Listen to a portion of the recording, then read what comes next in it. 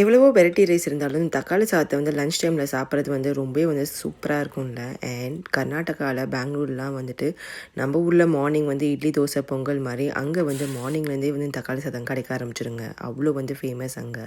சரி வாங்க எப்படி பண்ணுறது பார்க்கலாம். நான் வந்து குக்கரில் வந்து கொஞ்சம் நல்லெண்ணெயும் கொஞ்சம் நெய்யும் வந்து உருக்கி வந்து சேர்த்துக்கிட்டேன். அதுக்கப்புறம் ஸ்பைசஸ் போட்டிருக்கேன். பட்டை லவங்கம் சோம்பு போட்டிருக்கேன். அப்புறம் வெங்காயம் போட்டுக்கோங்க. ஸோ வெங்காயம் நல்லா வதங்கிட்ட பிறகு இஞ்சி பூண்டு பேஸ்ட்டு தக்காளி. ஸோ தக்காளி நல்லா வதங்கிட்ட பிறகு புதினா கொத்தமல்லி பச்சை மிளகா இதெல்லாம் சேர்த்து நல்லா வந்து வதக்கி விட்டுக்கோங்க. ஸோ இதெல்லாம் இந்த மாதிரி வதங்கின பிறகு நம்ம வந்து கொஞ்சம் மஞ்சத்தூள் மிளகாத்தூள் தனியாத்தூள் கரம் மசாலா கொஞ்சம் உப்பு இதெல்லாம் சேர்த்து நல்லா வந்து வதக்கி விட்டுக்கோங்க. ஸோ இப்போ வெங்காயம் தக்காளி எல்லாத்துலேயும் வந்து எண்ணெய் நல்லா வந்து வதங்கி எண்ணெய் பிரிஞ்சு வந்த பிறகு இப்போ நம்ம வந்து தயிர் ஆட் பண்ணிக்கலாம். ஸோ தயிர் 2 ஸ்பூன் ஆட் பண்ணிட்டு நல்லா வதங்கி விட்டுட்டு இப்போ வந்து 2 கிளாஸ் அரிசிக்கு வந்து 4 கிளாஸ் தண்ணி எடுத்திருக்கேன்.